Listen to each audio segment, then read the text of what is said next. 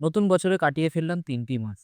এবং এই মাসে আমার কি বই পড়া হলো, কোন বইগুলো সবথেকে ভালো লাগলো, কোন বইগুলো আমার ভালো লাগার তালিকায় উপরে থাকবে, কোনগুলো নিচে থাকবে, এই সবকিছু নিয়ে আজকের ভিডিও। এবং শুধু তাই নয়, আমার হাতে চলে এসছে নতুন একটা পার্সেল। তো এই পার্সেলটাও আনবক্সিং করব ভিডিওর শেষে। তো দেরি না করে আজকের ভিডিও শুরু করা যাক। এই মাসে আমার বেশি সংখ্যক বই পড়া হয়নি। কেবল ৬ টা বই পড়ে শেষ করেছি। কেননা ৬ টা বইয়ের মধ্যে ৩ টে বই ছিল একটু বড় উপন্যাস। তো চলুন বইগুলো দেখা যাক এক করে। তো ১ম বই হচ্ছে পথের পাঁচালী বিভূতিভূষণ বন্দ্যোপাধ্যায়ের ধ্রুপদী এডিশনের বই।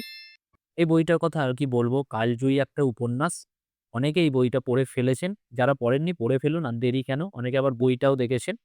তো এই মাসে এই বইটা পড়েছিলাম। তারপরে হচ্ছে লাস্ট পড়ে শেষ করেছি হচ্ছে এই বইটা 'শঙ্খবন সলবকাল' ইমতিয়াজ শামীমের লেখা। এই বইটা নিয়ে ২-৪ কথা বলতে চাই। এই বইটা হচ্ছে কথা প্রকাশ প্রকাশনীর বই এবং এই বইটার পৃষ্ঠা সংখ্যা হচ্ছে ৪৪৮। বড় একটা উপন্যাস। প্রেক্ষাপট হচ্ছে কৃষক বিদ্রোহ।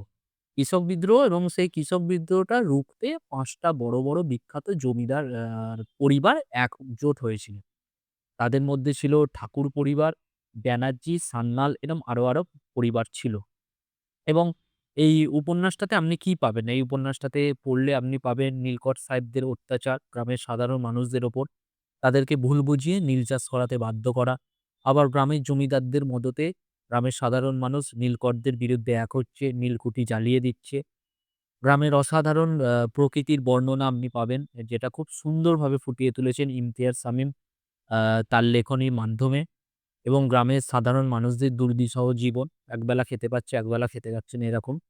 ঈশ্বরচন্দ্র বিদ্যাসাগরের কথা উল্লেখ আছে এখানে।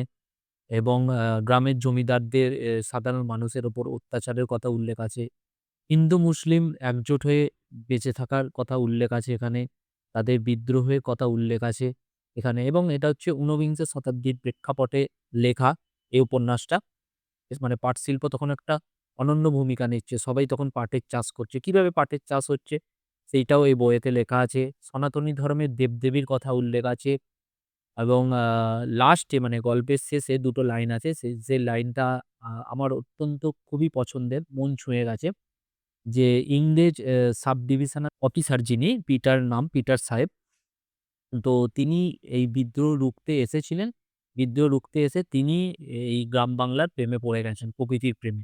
এবং তিনি শেষে ২ টো লাইন আছে। তিনি বলছেন যে, "আমিও যদি এই বিদ্রোহীদের মতো হতে পারতাম, আ রাতের অন্ধকারে জোনাকির মতো আলো জ্বালিয়ে যদি মরে যেতে পারতাম।" এই লাইন দুটো দিয়ে ওই উপন্যাসটি শেষ। অনেকদিন বাদে এরকম একটা ক্লাসিক উপন্যাস পড়লাম। বিরাট কোহলির ক্লাসিক কভার ড্রাইভ এর মতো। তো আপনারা চাইলে এই বইটা অবশ্যই একবার কিনে পড়তে পারেন এবং যারা একটু ইতিহাস ভালোবাসেন, অতীতকে ফিরে দেখতে চান, তাদের জন্য এই বইটা মাস্ট রেকমেন্ডেড। তো এটা হচ্ছে ২ নম্বর বই। আ ৩ নম্বর বই হচ্ছে অ্যা ওবায়দ হকের 'তেইলা চোরা'। এই যে এই বইটা নিয়ে আমি অলরেডি ভিডিও করেছি। ৫২ প্রকাশনীর বই। খুব সুন্দর একটা গল্প ওবায়দ হকের লেখা। ওবায়দ হকের একটা ছোট্ট উপন্যাস, খুব ভালো। এবং তারপরে এই বইটা পড়েছিলাম 'অথবা হয়নি ঘুম বহুকাল'। এটা হচ্ছে একটা সাইকোলজিক্যাল হরর টাইপের। এই বইটা আমার খুব একটা পছন্দ হয়নি। তারপরে আমি আসি হচ্ছে বুকলুক পাবলিশিং এর 'অর্ক চক্রবর্তীর চন্দ্রগ্রাসী'। এই বইটা নিয়ে আমি অলরেডি শর্টস বানিয়েছিলাম। তো এই বইটা হচ্ছে অবশ্যই পড়বেন, থ্রিলার বই। আমার অসাধারণ লেগেছে এই বইটা। আ এই বইটা আপনাদেরকে বলব একবার হলেও পড়ে দেখার জন্য। এবং লাস্ট বই হচ্ছে ৬ টা বইয়ের মধ্যে পড়েছিলাম। এটাও হচ্ছে একটা সাইকোলজিক্যাল থ্রিলার হরর বই। এটা আমার খুব একটা খারাপ লাগেনি। শার্লি জ্যাকসনের লেখা 'the haunting of the hill house'. এই যে এই বইটা। অনুবাদ করেছেন লুৎফুল কায়সার। তো এই ছিল এই মাসে ৬ টা বই এবং ৬ টা বইয়ের মধ্যে যদি বলেন যে ৩ টে বই আমার পছন্দের, তো চন্দ্রগ্রাসীকে রাখবো আমি। তারপরে রাখবো আমি পথের পাঁচালী আর তারপরে আমি রাখবো হচ্ছে শঙ্খগণ সলবকাল। এই ৩ টে বইকে আমি টপ লিস্টে রাখবো সবথেকে এবং সবার শেষে আমি রাখবো হচ্ছে 'অথবা হয়নি ঘুম বহুকাল'। বইটা নিয়ে আমার যেরকম এক্সপেকটেশন ছিল সেরকম যায় না। খুব খারাপ, মানে আমার একদম পছন্দ হয়নি বইটা। তো আপনাদের মতামত জানাবেন এবং এই বইগুলোর মধ্যে কোনগুলো আপনাদের অলরেডি পড়া হয়ে গেছে সেটাও অবশ্যই কমেন্ট সেকশনে জানাবেন ভিডিওটা চোখে পড়লে। তো এবার চলুন যে পার্সেলটা এসছে সেই পার্সেলটা করি আনবক্সিং, কি বই আছে দেখা যাক। তো ইমতিয়াজ শামীমের 'শঙ্খবহন সলক্কাল' পড়ে এতটাই ভালো লেগেছে আমার, ৩ টে বই ওনারই অর্ডার করেছিলাম। তো ১ম বইটা হচ্ছে ইমতিয়াজ শামীমের লেখা 'অন্ধপ্রদীপ শূন্যপ্রাণে', এই যে এইটা, কথাপ্রকাশ প্রকাশনীর বই। ২য় বইটি হচ্ছে 'আমরা হেঁটেছি যারা', এই যে এইটা। ৩ নম্বর বইটা হচ্ছে 'শীতের জ্যোৎস্না জলা বৃষ্টি রাতে', এই যে এইটা। ৩ টি বই কথাপ্রকাশ প্রকাশনীর বই। তো চলুন এবার বইগুলো একটু ডিটেইলস এ দেখা যাক। ১ম বই হচ্ছে এটা 'শীতের জ্যোৎস্না জলা বৃষ্টি রাতে', ইমতিয়াজ শামীমের লেখা। এটা হচ্ছে সামনের দিকের প্রচ্ছদ, আর এটা হচ্ছে পেছনের দিকের প্রচ্ছদ।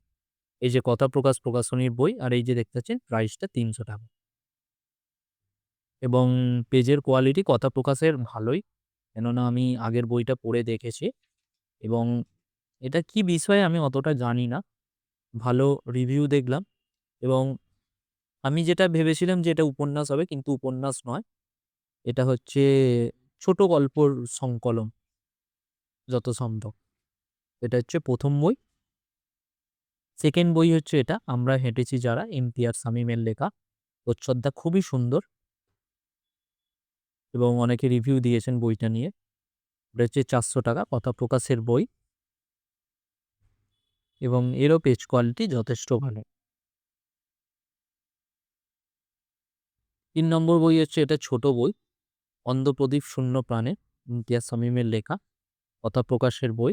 ৳১৫০ মূল্য এটার, এবং আ এই যে বাতিঘরের বুকমার্ক যেরকম দেয় দিলে সে, এবং এরও পেজ কোয়ালিটি ভালো। তবে অপেক্ষাকৃত আ এর পেজ কোয়ালিটিটা অন্য দুটোর থেকে একটু লো জাস্ট। তাও ভালো, ছোট একটা বই। এই ছিল আজকের একটা ছোট ভিডিও। তো নেক্সট ভিডিওতে খুব তাড়াতাড়ি আপনাদের সাথে দেখা হচ্ছে। টাটা।